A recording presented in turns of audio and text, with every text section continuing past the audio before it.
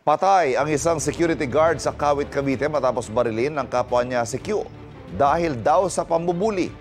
Sa Cavite City naman, nasabi ang isang barangay tanod matapos araruhin ng isang pick-up. Narito ang unang balita. Isa ang patay sa pang-aararo ng isang pick-up sa 3 sasakyan sa Cavite City.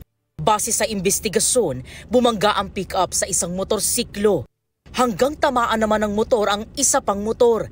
Nagtuloy-tuloy pa umano ang pick-up sa pag-andar.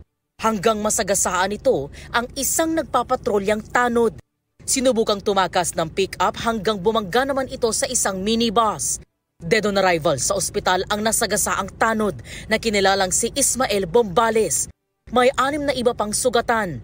Batay sa resulta ng breath analyzer test, positibong nakainom ng alak ang pickup driver.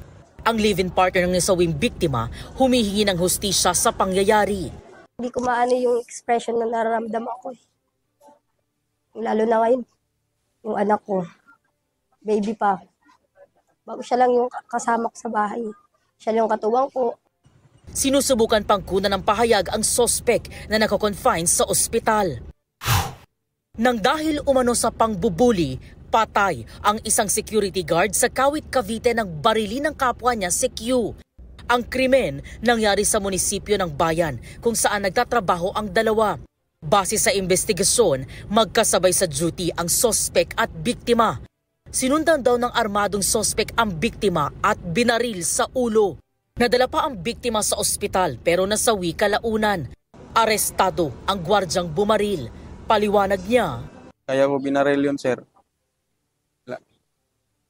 Lagi na ako minumura, sir. Tapos, lagi na ako pinapahiya sa mga maraming tao. Hindi muna nagbigay ng pahayag ang asawa ng biktima. Maharap ang sospek sa reklamong murder.